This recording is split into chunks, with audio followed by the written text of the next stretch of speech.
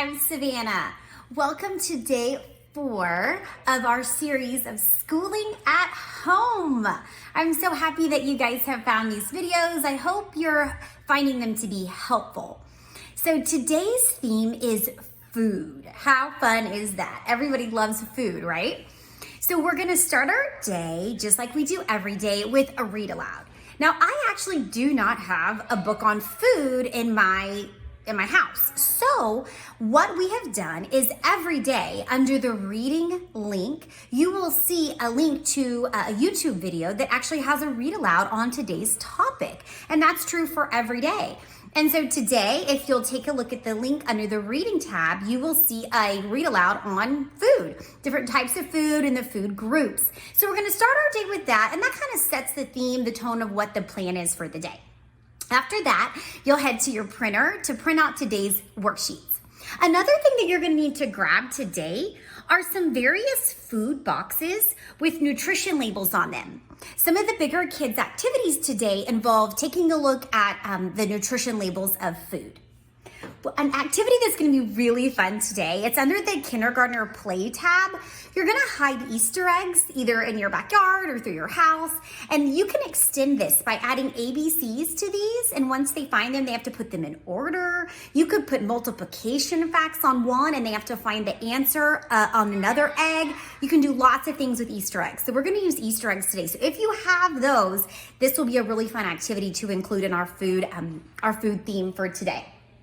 So as always, all of the activities for every grade level tie into the theme. So today's theme is food, and so everything is going to involve food.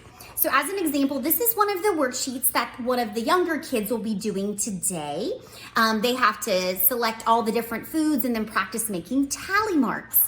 So once I have all of my worksheets printed off, I'll come to my kitchen table and I'll get everything laid out. I have my food laid out. I have my Easter eggs that I'll be using for our activity. I'm also going to be letting the kids do Play-Doh while I hop on a work call and they can practice making different food. You will need some construction paper and some glue today because you'll notice, especially if you have the older kids, we're gonna practice putting food into different food groups. If you have magazines or newspapers, that would also be awesome. But under the links, we also provided you with a poster board that has lots of pictures of food on there that you can just cut out and use that, okay? So we're gonna talk all about food today. It's gonna be a lot of fun. One thing I wanted to go ahead and let you know is that under the bigger kids activity for today, we have asked them to create their own recipe and write it down. So we're gonna practice our handwriting and to really be creative.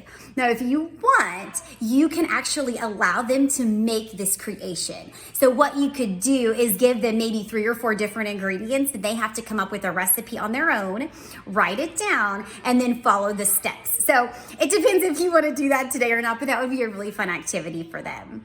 A little tip for you guys for today is that school or learning does not have to happen inside of a school or inside of 4 walls or sitting at a desk, right? Learning can happen at any time.